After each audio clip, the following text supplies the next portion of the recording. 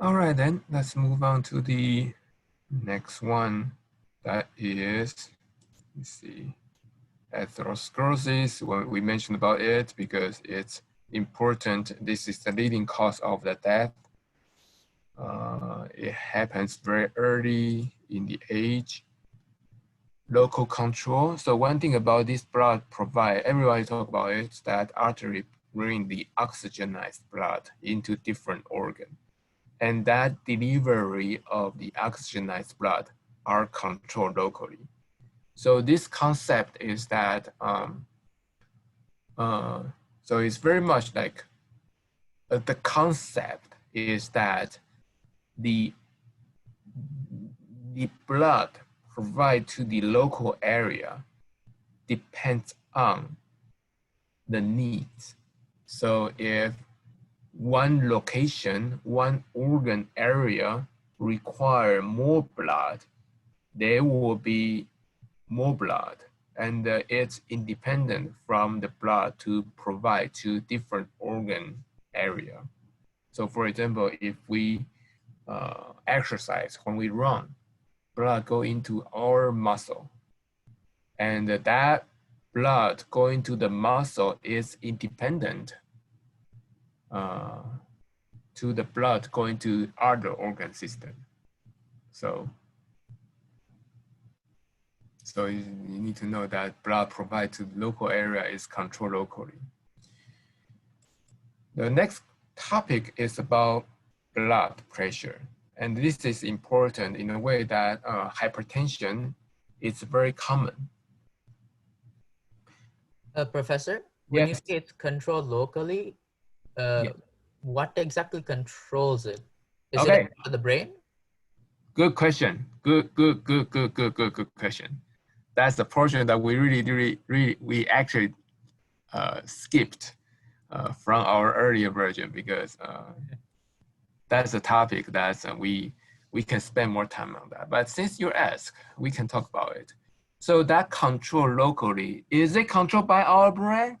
Because earlier, actually in your lab, you did about the homeostasis, right? Yeah. The sensor is in the baroreceptor. That is a term you guys didn't really talk about it. Not all you. Baroreceptor in the arteries. Yeah. So sensor is baroreceptor. That sends signal to the brain and provide a systemic effects to raise the blood pressure. However, the local control is not by the brain, because if it's by the brain, then it will affect the whole body, not just locally. Yeah. So this local control is controlled by the sensor locally. And that actually affects the smooth muscle locally. So basically the idea is that when we use more blood, when you exercise or when we need more work, our local region will use more oxygen first and they use more glucose first. When they use more oxygen, more glucose, they produce ATP. And what's the side products of that ATP production? NADH, FADH2. Yeah. Yeah, NADH, FADH2, that is the middle products. But we have also generate some waste products. Carbon dioxide? Carbon dioxide, that's right. Yeah. So carbon dioxide will be released locally. And the carbon dioxide actually is a mediator to cause vasodilation. Oh, okay. So when we think, we use glucose. And when we think we use ATP burn, glucose is burned to generate ATP, and the side product is the carbon dioxide. Yeah. And the carbon dioxide will cause vasodilation, and then there will be more blood, because blood can have, say, three like flows. I mean, like a vessel flows through. Yeah. And if one dilate, then more blood will go to it instead of going to the other two. And that dilation is controlled locally by the production of CO2.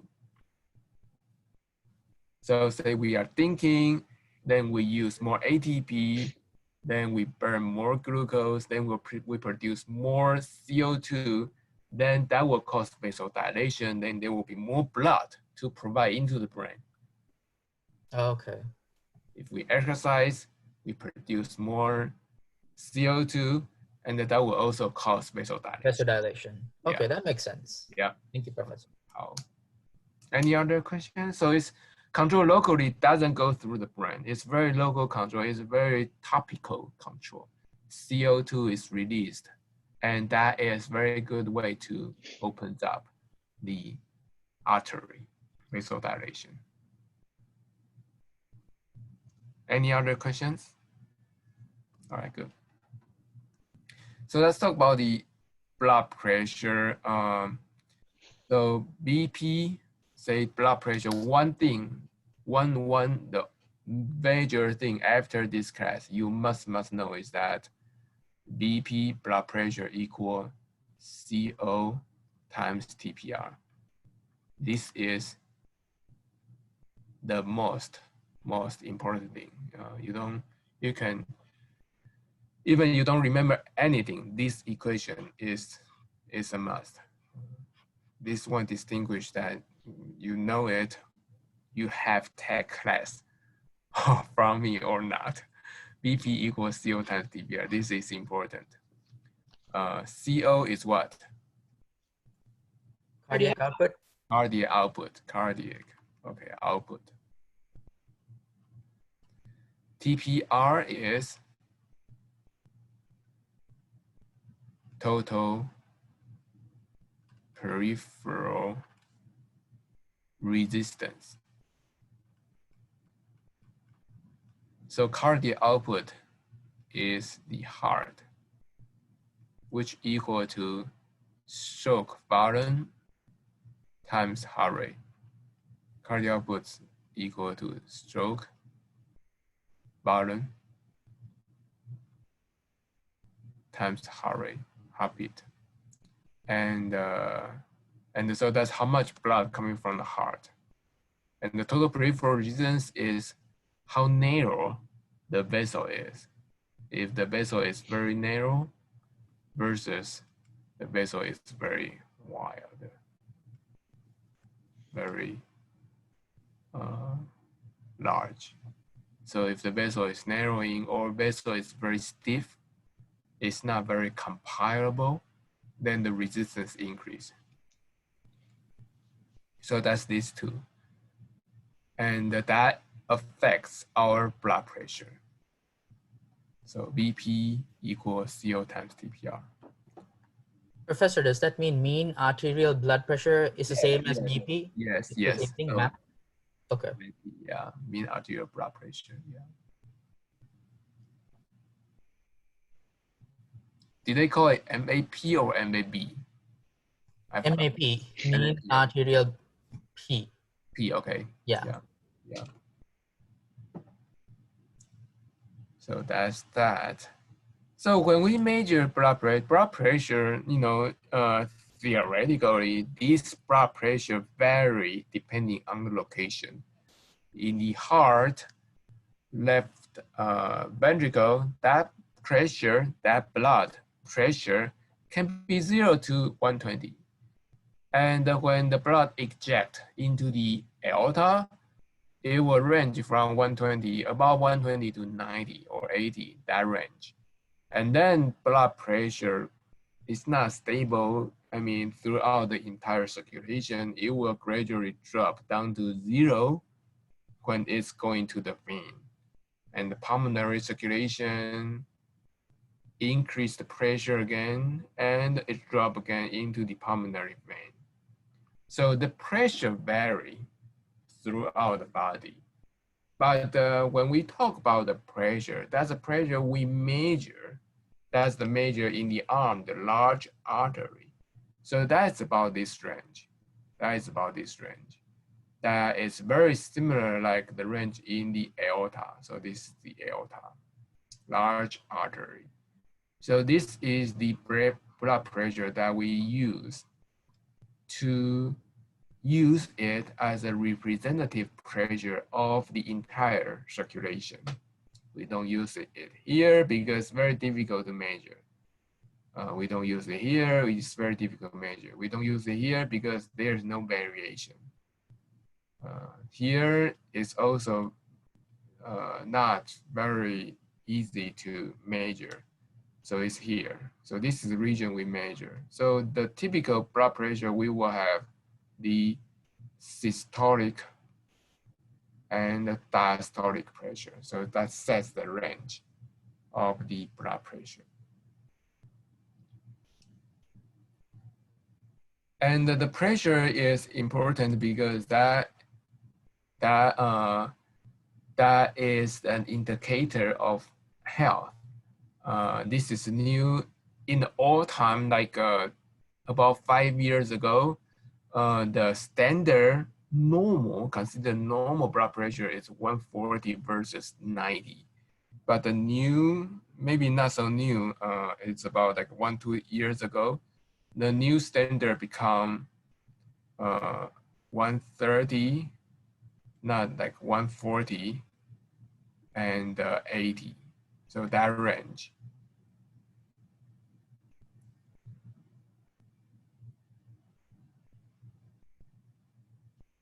So normal say less than 120 and less than 80 will be considered normal.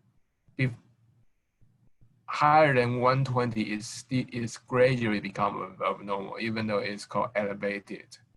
But 120 and 80 become like will be considered as normal. 80, welcome back. Yeah, will be considered normal. So that's hypertension. That is very important in the way that, why is that important? Because do you know the prevalence of hypertension? Maybe I mentioned it here. It's right here. So about 1 in 3 adults have hypertension. So that prevalence is super high. That 1/3 of us have hypertension. And another thing about the hypertension is that you don't feel sickness. That's a thing that even the person have hypertension. If they don't measure it, they don't know it. So people won't feel sickness because of the hypertension. They will not feel it. And that make the person become, will easily ignore the situation of hypertension. That even the blood pressure, I have before I have a student came to me say that he has blood pressure 190 and she didn't really feel anything. One day doctor said, your blood pressure is way too high. You need to take medication to control it. But she didn't really know. I mean, she looks normal. She acts normal. She didn't know that she has such high blood pressure. So people don't know, and people may easily ignore it. So they will refuse to take medication. And even though high blood pressure doesn't directly or immediately make you feel uncomfortable, but it's a very important risk factor for so many other diseases. Because the high blood pressure, the first thing they will act on is the endothelium cells. And the endothelium cell, once it's injured, inflammation increase, atherosclerosis will build underneath the tunica intima, and that leads to several other diseases. So that's why hypertension is clinically very relevant, even though it's not very like critically cause people critically ill. And now the question is that, okay, we have hypertension, then what caused it? What caused the hypertension? Can somebody tell me what caused the hypertension? Cholesterol? Cholesterol? You know what? I just talked with Eddie about it.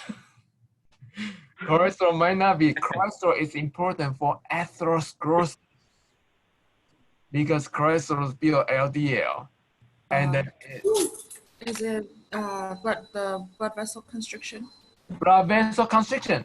So we have the Anna say that is not cholesterol. So I can erase cholesterol because cholesterol is LDL. LDL is a build up of this atherosclerosis. Vessel constriction. What else?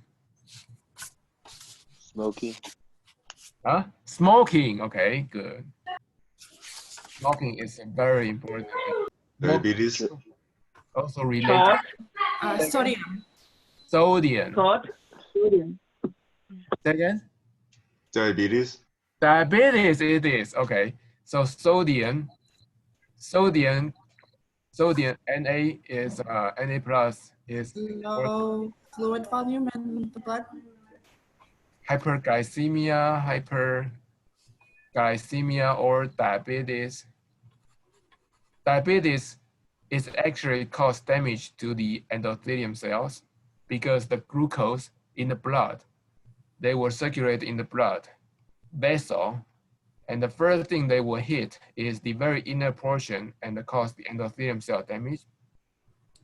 When the endothelium cell damage, vessels start to constrict, become stiff.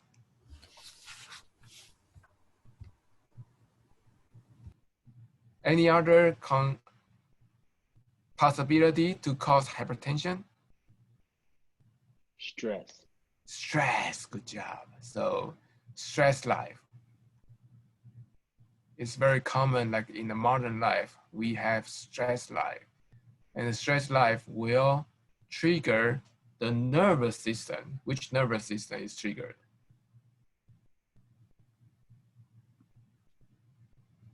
The fight flight. Right, that's right, sympathetic. And the sympathetic will release norepinephrine, and the epinephrine will cause the heart rate increase and the vessel constriction. So I will just end it here. I mean, there are more other like causes, but I want to summarize it from here. So what causes the hypertension? We have the vasoconstriction. Vasoconstriction is the TPR, total peripheral resistance, because hypertension is the increase of blood pressure, which is CO times TPR. So either one can cause hypertension. For example, vasoconstriction that increase the TPR, total peripheral resistance. Vessel become narrowing, become increased resist of blood to go through. Smoking, constriction of the vessel TPR increase. Sodium, this one is unique. We talk about it later. Hyperglycemia is diabetes that cause damage to the endothelium cell to cause vessel stiff. So this one also is the TPR, total peripheral resistance. Stress life, sympathetic, cause the heart rate increase. So we our heart pumped faster.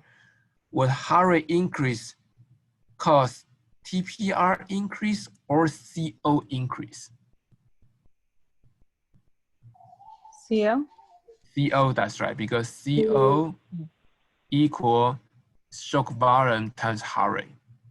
So heart rate increase, CO increase. So this one caused the CO increase. Vasoconstriction caused the TPR increase. So stress life acts on these two, contribute to the heart rate, to the hypertension through these two mechanisms. One is the CO, the other one is TPR. So all this. And as for the sodium, high salt diet is very common in our society. We eat a lot of salt. And what high salt diet does is that when you eat salt, you will feel thirst. When you feel thirst, you will drink more water. when you drink more water, you will store a lot of fluid in your body. It's not just that. When your blood has high salt, you will urinate less. You will, because the salt will track all the fluid in your blood. And that will, those fluid in your blood will flow back to your heart as a venous return. The higher venous return will lead to what? The highest venous return will lead to, let me see, drawing, okay, will lead to the stroke volume, because more blood going back to the heart, the more is pumped out. So stroke volume increase times HRCO increase. So when the salt, when we eat too much the salt, we won't consume too much of the salt, it will cause cardiac output increase, and that will cause the blood pressure increase. So the reason, that's why it's very difficult to manage the blood pressure, because the reason can be varied, and they may appear, they may seem very different one from the other, but overall they affect two things: either the vasoconstriction, the total peripheral resistance, or the cardiac output. So that's how all these factors, this risk factor, contribute to the hypertension. Any questions? No. Okay, good. All right, so the blood pressure, BP equals CO times TBR. So this is very important. CO, stroke volume times heart rate. So here, basically provide you some scenario as how this blood pressure can be affected. For example, the fluid intake, blood volume. Fluid intake will increase the blood pressure. Fluid loss will reduce the blood pressure. If someone has a hemorrhage, have a car accident or something, fluid loss. When fluid loss, the first thing it will show is the cardiac output decrease, and the blood pressure will decrease.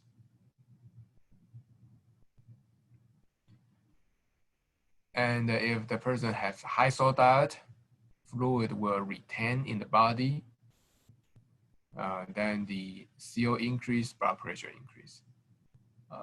Effect of the heart as a pump, heart rate increase, CO increase, stroke volume. So this one, CO equal heart rate times SV times HR equals cardiac output. And the diameter of the arterial, so this one is related to TPR.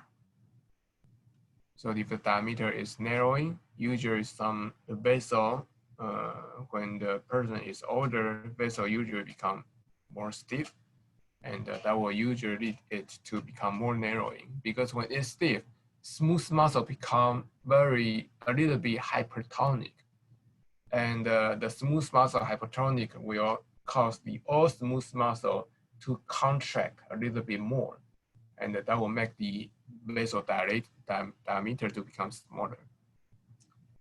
This one is diameter of the vein, can also cause the TPR increase.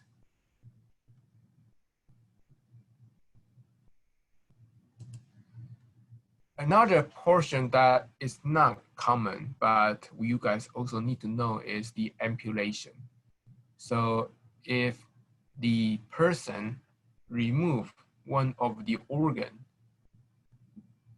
the resistance. So ambulation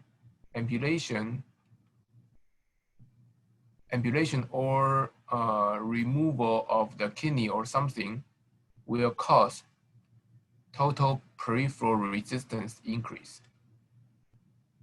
Okay, so that will lead to the blood pressure increase.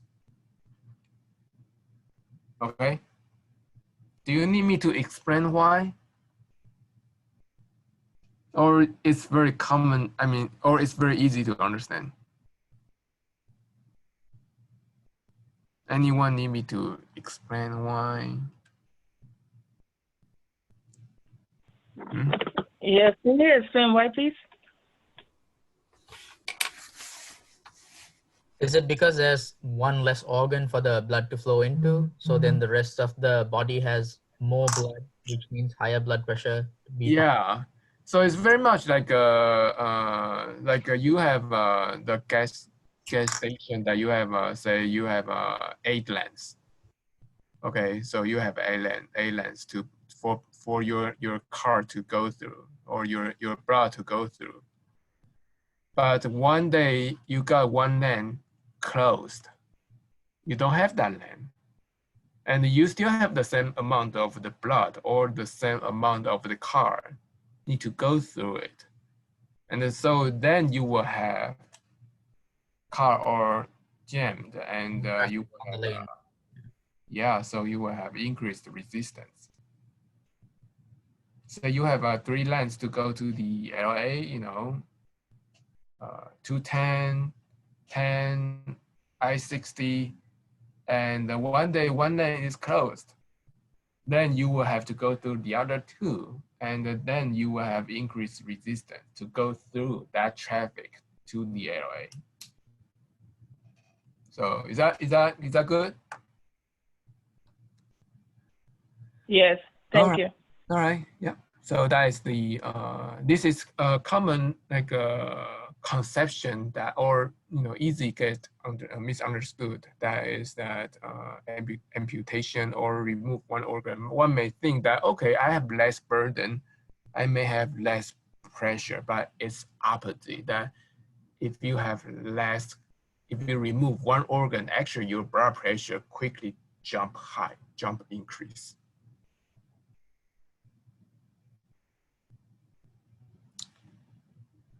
All right, so that is that. Then let's talk about another portion is the control of this circulation. The autonomic, people, we have mentioned about it. Nervous system, ANS, autonomic nervous system contains the sympathetic and parasympathetic. Sympathetic fight or flight will increase blood pressure. Parasympathetic will decrease blood pressure. So we mentioned about that. The neurotransmitter release, sympathetic release norepinephrine. Then this norepinephrine will act on the heart and the blood vessel. Norepinephrine will cause the heart rate increase. So when the person need to fight or flight, the heart rate become increased, and also contraction also increase. So there will be more calcium flow in. Heart not just pump faster, but also squeeze harder in like a resting state, or like a normal like resting condition. Heart only squeeze about 60% of the blood. So it has stored this amount of blood, only squeeze about 60%. But when the heart is under fight or flight or sympathetic stimulus, they can contract much more, like 80% of blood will be squeezed out and faster. So overall, it will increase the cardiac output. CO will increase because CO equal stroke volume times heart rate. It will also cause some vessel constriction, some vessel dilation. So it's not like a universal. In some organ, we will see vessel dilation, but in some other organ, we will see vessel constriction and some dilation. but what's be sure the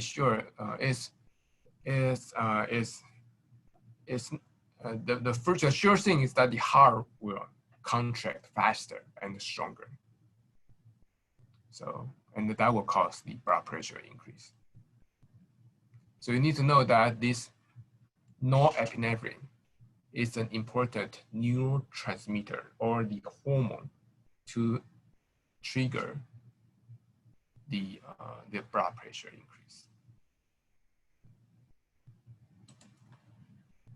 So sympathetic effects, the norepinephrine binds on the beta-1 receptor. The reason I bring this one up is that I want you guys to know this receptor, beta-1 receptor in the heart. The reason is that for some people who has the hypertension, they may take a drug called beta blocker. So when the person takes beta blocker, they basically that they will act on this beta-1 receptor in the heart, and this receptor receive the epinephrine and norepinephrine to cause the heart contract harder. With the beta blocker, it will block it, so the heart will not respond to the sympathetic effects. So the heart will not pump. It's not that sensitive to the sympathetic. Then it can prevent the sudden increase of the blood pressure. Sorry, Professor, can you repeat that? I missed it. What does the beta blocker prevent, actually? Okay, so with these slides, we know that in the sympathetic effects, that when the person is under stress, then the first thing that the person will have is that the brain will switch from the resting and digesting to fight or flight. Switch from parasympathetic to sympathetic. When it switched to the sympathetic mode, then the brain will release a lot of norepinephrine here. And then this norepinephrine was floating around the body. And when it flows around the body, it will act on the heart. So this norepinephrine will act on the heart. This hormone will have to bind on a receptor. So the heart cell, including the SA node, AV node, and the heart muscle has a receptor, this receptor, to receive the binding of norepinephrine. And this receptor has a name. This receptor is called beta. Okay, 1 androgen. receptor. Okay. And this receptor normally there to receive the norepinephrine. So it's a sensor. If norepinephrine is there, beta-1 receptor will receive it, and the consequence is the heart rate increase, the stroke volume increase. And that will lead to the blood pressure increase. Okay, so the beta blocker just prevents the norepinephrine from reaching that receptor. That's right. Okay. Yeah. Any questions?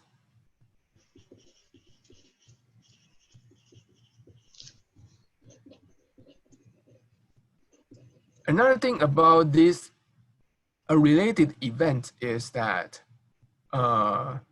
this sympathetic response, this sympathetic response is part of our homeostasis. That if our blood pressure is low, baroreceptor detect it. And the baroreceptor will trigger the sympathetic response. For example, if the person is laying down, if the person is laying down, all the blood are very easily flow around.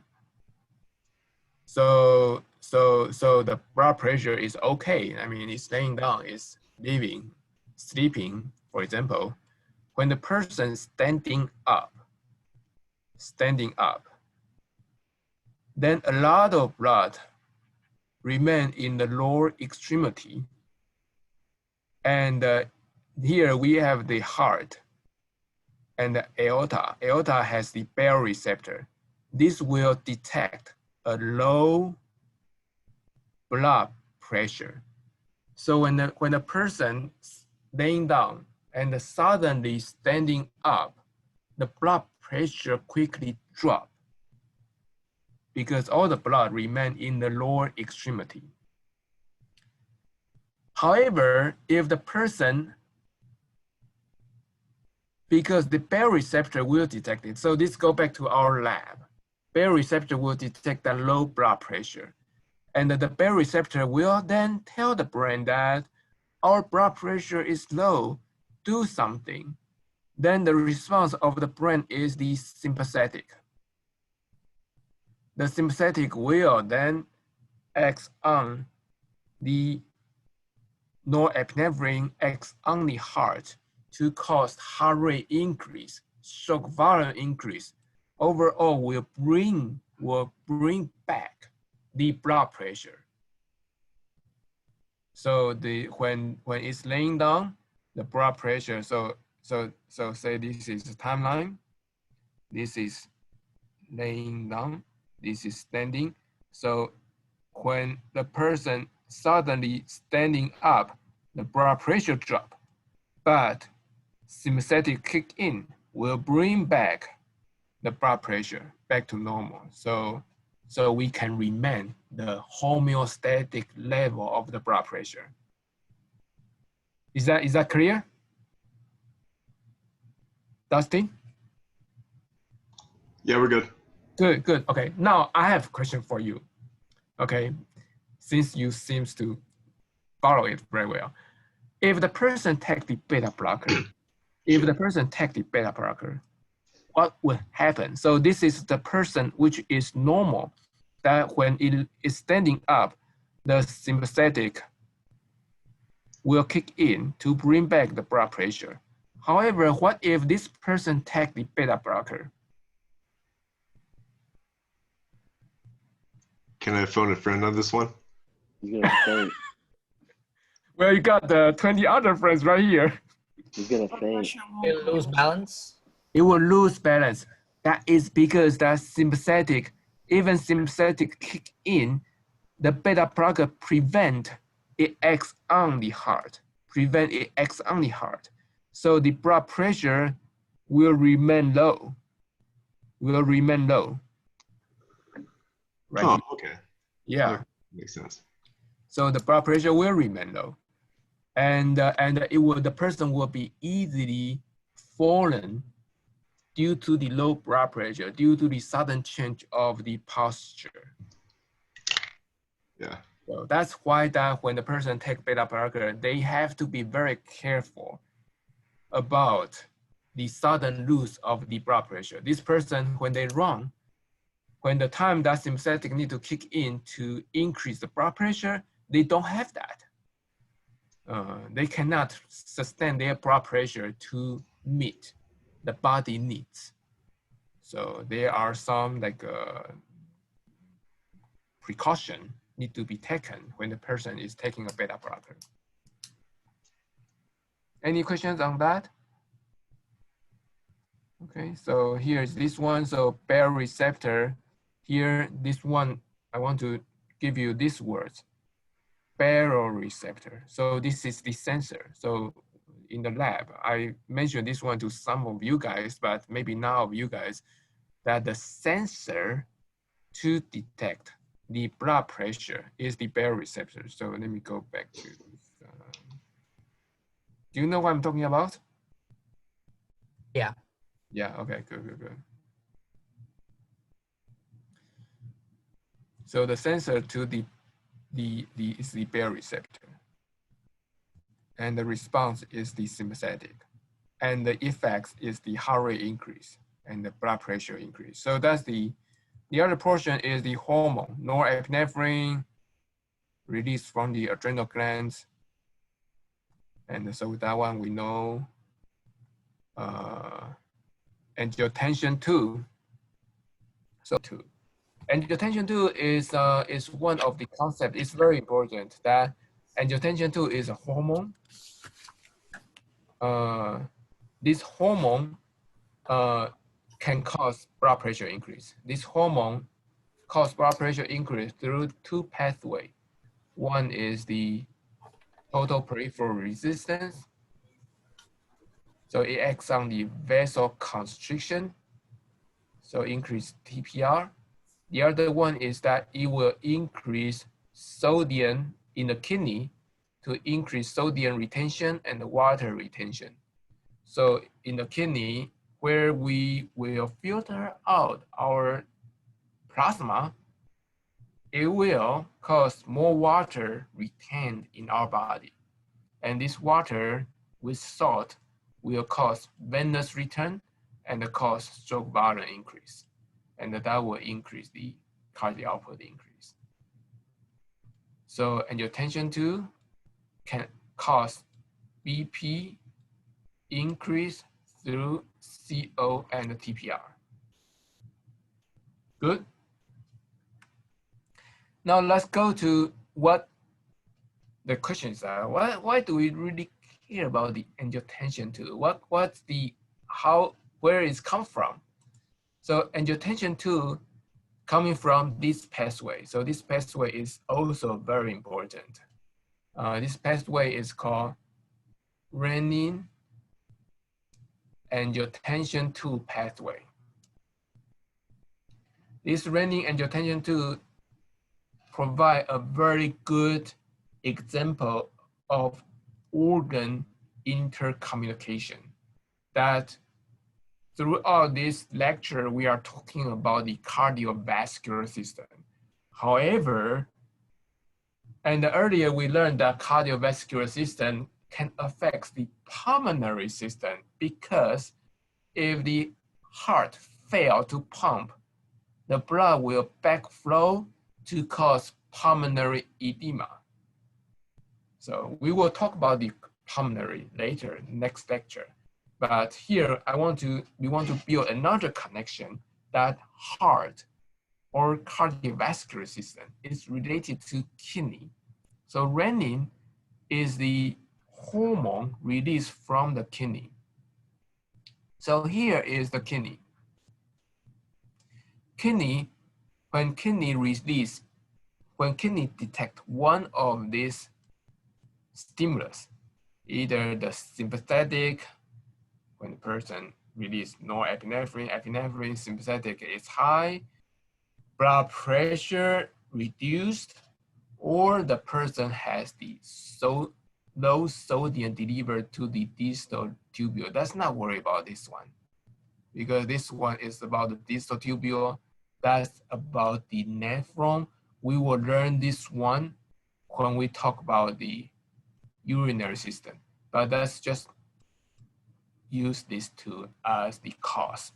So sympathetic effects, low pressure, for example, if the person got the hemorrhage, car accident, blood pressure drop a lot, then the kidney will detect those. Kidney then will release a hormone called renin. So that's where it's coming from, renin coming from the kidney. Then the renin will convert angiotensinogen. Angiotensinogen originally is produced in the liver. Then this angiotensinogen, renin will convert that angiotensinogen to angiotensin I. Then this angiotensin I will flow in the blood. When it flows in the blood, it goes into the pulmonary circulation. In the pulmonary circulation, the blood going to the pulmonary circulation. in this vessel wall, the blood flow into it. In the vessel wall, we have the enzyme called angiotensin conversion enzyme, ACE. ACE will then convert this angiotensin 1 to angiotensin 2. Then we have the angiotensin 2.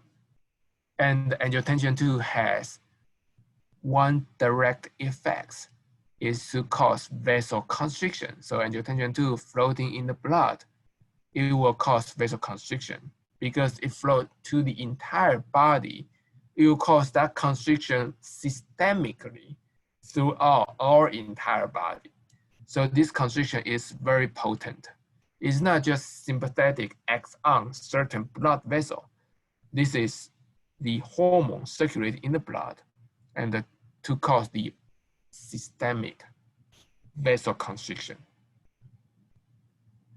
So far, so good? Do you need me to repeat it over again? Hello, guys?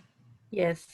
Do you want, okay, let me repeat it all over again, okay?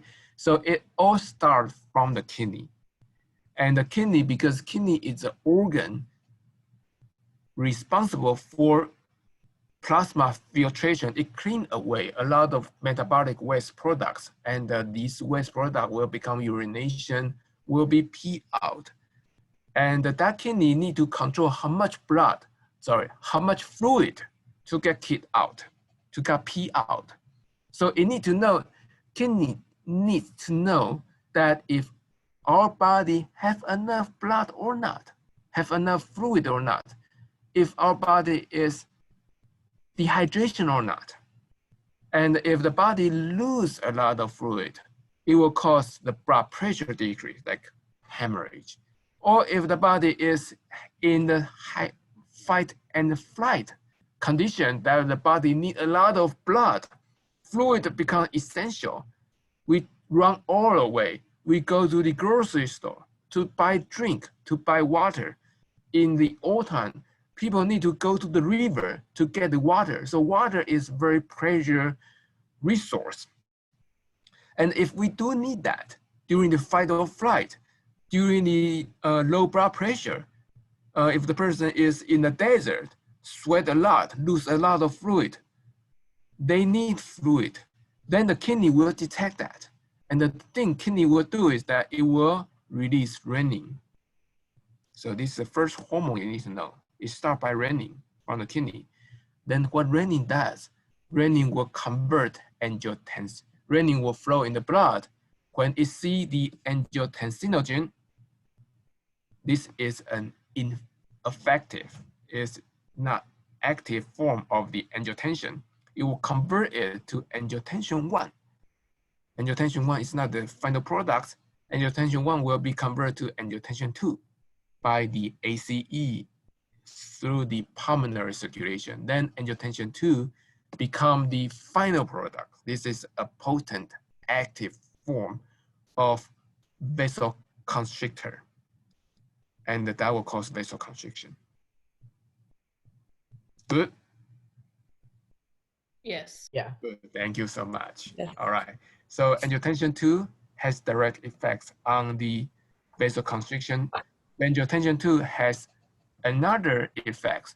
It will go into the brain, will cause brain to release a hormone called ADH. ADH is right here. That is antidiuretic hormone, ADH.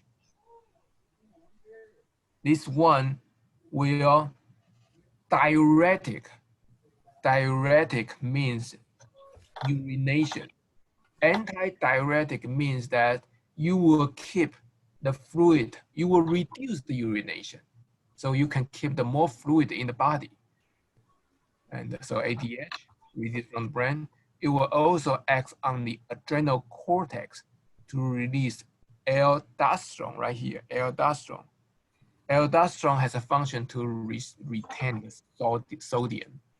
So this one ADH will retain water, aldosterone will retain sodium. And by doing these two, it will cause the cardiac output increase, CO increase.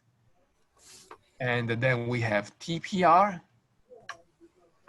increase and the CO increase. Overall, we have the blood pressure increase by the angiotensin II.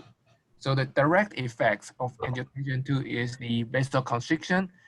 The secondary effects or indirect effects is the CO increase caused by, triggered by the angiotensin II, but finalized by the ADH increase and the aldosterone increase.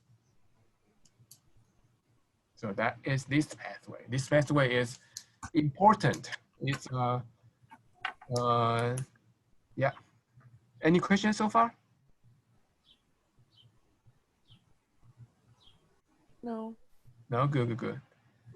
One thing, do you guys remember, do you guys see this word before ACE? ACE become, No. okay. The angiotensin converting enzyme. That's right. You know what? This ACE now this is not related. This is not this topic, but just it's commonly seen in the news because coronavirus target our lung through ACE2. So this receptor, this enzyme in the normal lung, its function is to convert angiotensin 1 to angiotensin 2. But coronavirus enter into our body through a subversion, a secondary version of this ACE. It's called ACE2. So next time if you see the news, you will probably see these words. But that's just a side note. Don't need to worry about it. You just need to know this pathway. Any questions? No? All right, good.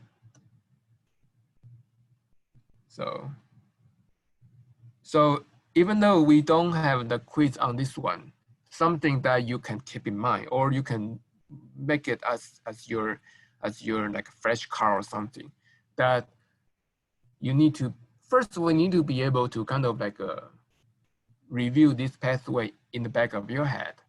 That renin, it's called renin angiotensin II pathway. And renin, what's the function of renin? Converting angiotensinogen to angiotensin 1. What's the function? How can angiotensin 1 convert to angiotensin 2?